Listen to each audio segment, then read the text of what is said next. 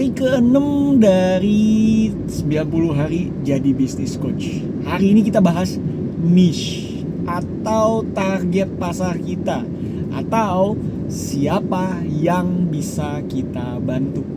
Nah, ngomongin niche ini harus ngeliat diri kita, karena kita sadar bahwa nggak semua orang bisa kita bantu.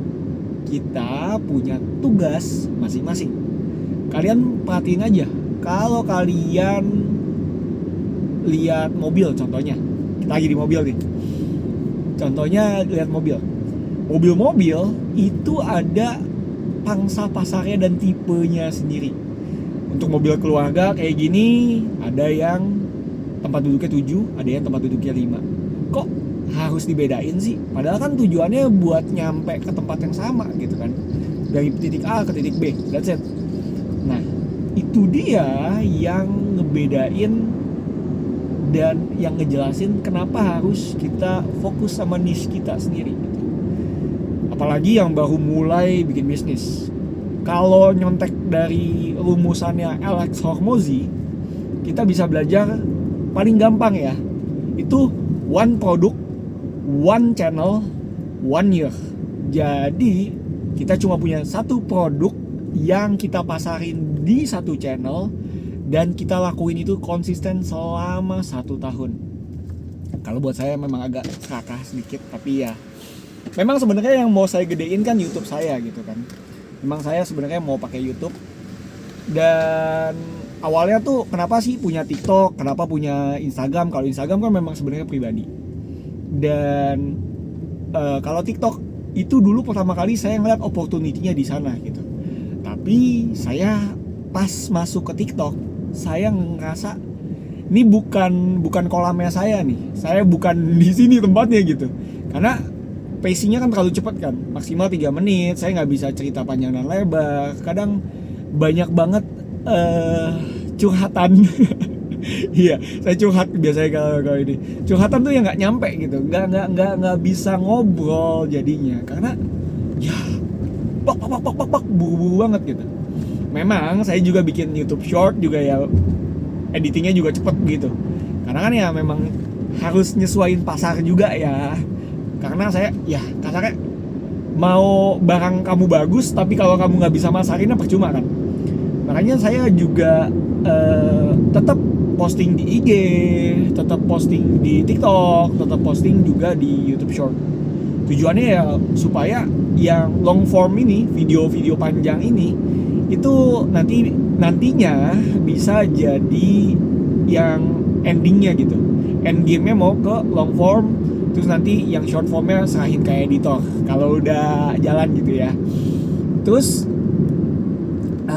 kita juga harus ngelihat dari niche kita tuh, kita bisa tahu siapa yang nantinya bisa kita bantu. Kita harus sadar bahwa ya skill kita kan pas-pasan ya. mungkin bukan kalian ya yang pas-pasan ya, saya yang memang skill pas-pasan. Jadi yang bisa saya bantu tuh cuma segelintir orang memang. Nggak semua orang bisa saya bantu gitu. Dan saya ngelihat siapa sih yang paling gampang bisa saya bantu. Jawabannya adalah diri kita di masa lalu. Kalau kita bisa jadi orang yang 5 tahun lebih bagus daripada diri kita sekarang, dan ngebantuin diri kita sekarang, waduh, kayaknya masa sekarang akan sangat bisa kita nikmatin. Karena kita udah tahu ke depannya saya sukses nih, gitu kan ya, udah punya harapan, udah punya ekspektasi bahwa saya pasti sukses loh, karena 5 tahun lagi saya bisa bantu diri saya sendiri. Dan itu juga yang saya lihat dari channel ini, dari saya konten. Tujuan saya adalah membantu saya masa lampau. Ya, basically sih saya ngebantuin anak saya gitu ya, nge-build channel ini semua warisan. Itu tujuannya ya buat ke channel anak saya gitu. Terus ada mungkin yang nanya, kenapa sih harus bikin channel YouTube sampai 2? Buat yang nemuin channel insurance saya juga, thank you yang udah mungkin nonton juga di sana, mungkin juga udah subscribe bahkan, thank you banget. Saya juga memang belajar dari bukunya YouTube Secret itu, kalau kita mau bikin sebuah channel memang harus kita pisahin. Karena kan kalau yang channel ini tuh lebih ke channel sukses atau channel motivasi gitu ya. Sedangkan kalau channel yang insurance itu ngebahasnya finance. Dan dua-duanya walaupun ngebahasnya dalam kacamata Alkitab, tetap aja itu dua hal yang berbeda. Kalau dipisahkan itu udah, yang ini channelnya bahasnya tuh lifestyle, yang channel satu lagi itu bahasnya finance. Makanya memang kita harus bedain, harus diferensiasi gitu. Walaupun mohon maaf yang insurance agak keteteran gak challenge 90 hari ini. Memang udah banyak bolongnya sih itu channel insurance sih. Saya jujur buat yang channel insurance juga, karena saya editing, karena saya juga rapi-rapi semua di situ, pengen terlihat sempurna. Ujung-ujungnya ya jadi bukan pedang bermata dua juga sih, tapi ya saya juga punya ekspektasi lebih di channel itu gitu. Saya pengen kasih yang terbaik karena ya malu gitu untuk kasih sesuatu, karena kan di sana udah dibangun kan dari beberapa video sebelumnya. Saya udah punya 30 video di sana, udah 30 apa kayak 30 deh video di sana deh. Itu udah dibangun sesuai dengan ekspektasi bahwa oh ada editingnya, ada pelajarannya step by step how to di sana gitu. Dan jujur memang capek, karena setiap video di sana saya tuh sekali ngetek tuh bisa sampai 2-3 jam satu video, belum editing. Memang saya harus belajar untuk mempercepat workflow, tapi ya mungkin itu nanti akan saya pelajari selama 90 hari ini. Siapa tahu gitu ya, skill saya di sini bisa pindah juga ke sana, karena kan kita nggak tahu gitu ya. Jujur kalau ditanya gitu, apakah saya pasti bisa membantu orang yang ingin saya bantu? Jawabannya belum tentu. Jawabannya belum tentu. Dan nentuin niche kita pun itu juga bukan berarti kita mengkerucutkan dan jadi gak bisa nolongin semua orang. Tapi balik lagi gini, kita bisa lihat kesuksesan seseorang itu dan hidup seseorang itu, semua itu tergantung dari fokusnya mereka. Kalau kita nggak fokus sama target market kita, kalau kita nggak fokus sama niche kita nggak akan bisa terkenal. Michael Jordan terkenal karena niche-nya di basket. Cristiano Ronaldo niche-nya di sepak bola. Dan Steve Jobs niche-nya sebagai CEO, sebagai seorang orator. Ya kita bisa lihat gitu, nggak mereka aja yang kasarnya udah jauh lebih sukses daripada kita, mereka aja tetap memilih untuk jalanin satu bidang, fokus sebagai satu identitas. Kalau kalian masih belum ngerjain worksheet selama 5 hari, kalian pasti nggak tahu niche kalian tuh bakal arahnya kemana. Worksheet hari ini tuh semua dibangun dari kerjaan 5 hari terakhir. Memang ada satu kerjaan yang belum saya sebutin juga. Sebenarnya sih adanya di hari 0 ya. Jadi di hari 0 saya udah ngomong gitu, saya mau jadi siapa. Itu yang kurang dari video-video saya. Jadi kalau saya runtut ya sampai hari ke-6 ini, supaya kalian bisa sampai ke target pasar kalian. Pertama, kalian harus tahu siapa kalian. Siapa kalian? Kalian mau jadi siapa? Versi terbaik kalian tuh siapa? Itu yang pertama. Yang kedua, kalian harus tahu kenapanya. Yang ketiga, kalian harus tahu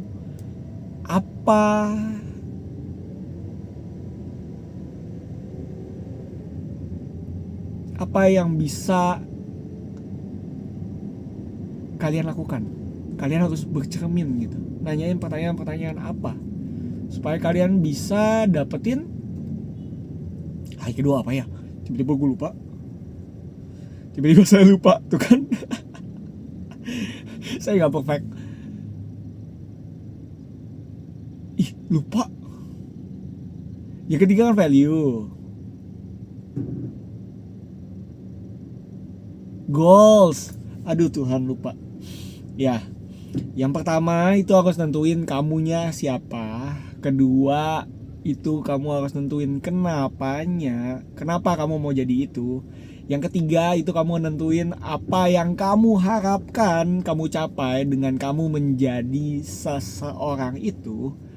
Itu yang ketiga. Hari ketiga, harusnya hari kedua kalau worksheet yang di sini. Hari keempat adalah nentuin value. Nilai apa, karakter seperti apa yang terus kamu pegang dan mau kamu wariskan. Yang kelima itu ngebahas soal story, karena cerita kita itu penting banget. Dan yang keenam itu ngebahas soal skill. Kamu bisanya apa?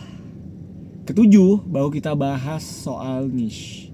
Setelah kita selama 6 hari mengenali diri kita, kita akan mulai dapat gambaran kira-kira kemana dan siapa, kemana arah kita dan siapa yang bisa kita bantu.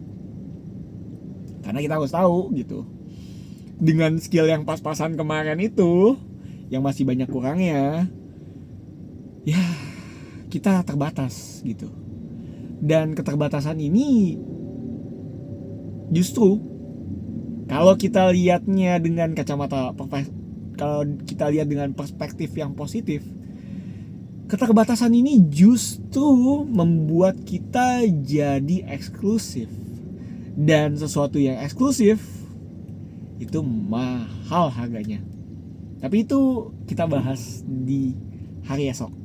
Jadi pastiin kalian nonton terus, karena besok kita akan bahas soal brand. Gimana caranya kita dikenal sama orang lain.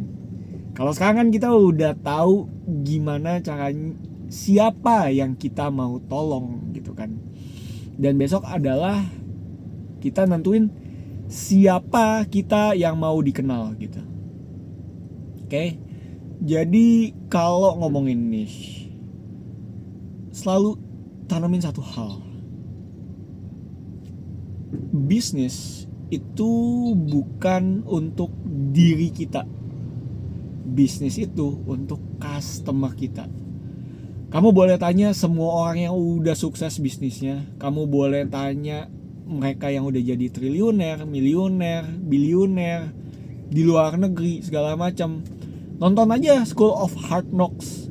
Banyak banget miliuner, bilioner yang udah ngomong kalau mereka tuh fokusnya sama customernya mereka. Dan ya itulah yang Tuhan juga ajarkan gitu. Di saat kamu menyerahkan nyawa kamu untuk orang-orang atau untuk Tuhan, karena kan Tuhan bilang gitu, kalau kamu nolongin orang, kalau kamu kasih makan, kamu lagi nolongin saya. Kalau kamu lagi nolongin orang lain memperbaiki hidupnya mereka dengan cara apapun, dengan produk kamu gitu, kamu lagi sedang membantu Tuhan. Dan bisnis itu sesuatu yang mulia, asal semua dilakukan dengan kejujuran dan motivasi yang benar. Makanya kenapa kamu bikin bisnis itu pentingnya luar biasa dan jadi hari pertama. Dan pastiin deh, kalau misalnya kamu masih nggak tahu siapa yang saya bisa bantu, again, saya akan ingetin lagi bahwa kalau nggak ngerti, tanya siapa yang bikin kamu. Ya, tanya sama Tuhan. Tuhan, siapa ya yang bisa saya bantu? Saya sih tadi udah kasih rumusan dasarnya lah. Kalian paling bisa bantu orang-orang yang dulunya, yang kalian paling bisa bantu diri kalian di zaman dulu. Jadi orang-orang yang seperti itu, itulah yang bisa kalian bantu. Dan saya yakin kok kalau kita fokusnya sama customer kita, kalau kita fokusnya sama niche kita, fokus sama orang-orang yang bisa kita bantu, dan fokusnya adalah ngebantuin ya, bukan fokusnya nyari uangnya gitu. Karena kalau kita fokusnya nyari uangnya, kita kadang nggak memberikan yang terbaik buat dia.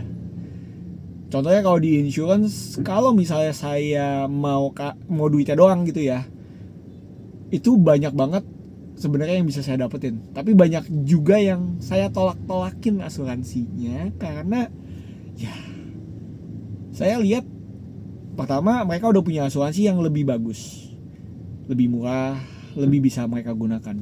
Kedua, ya saya harus nggak jujur demi mereka bisa masuk gitu. Mungkin ada yang udah punya sakit, mungkin juga ada yang bermasalah ini itu, dan ya itu jadi beban buat saya.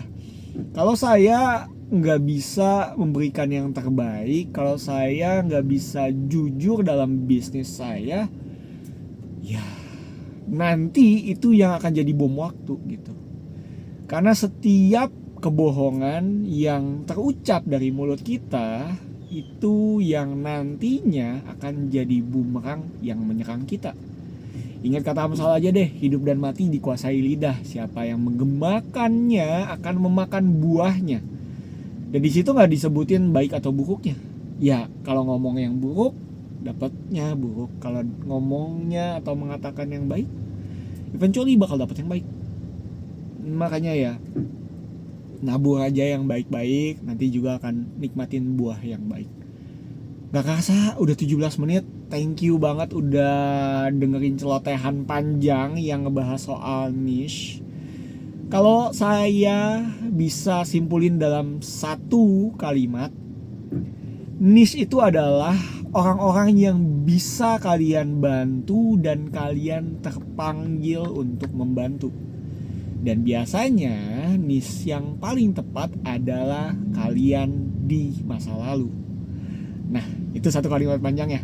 Semoga video ini ngebantuin kalian bisa nentuin pasarnya kalian seperti apa, kalian bisa bantu lebih banyak orang lagi, dan sampai ketemu di hari berikutnya. Nama saya Yaskiel Wijaya, Tuhan Yesus memberkati. Bye.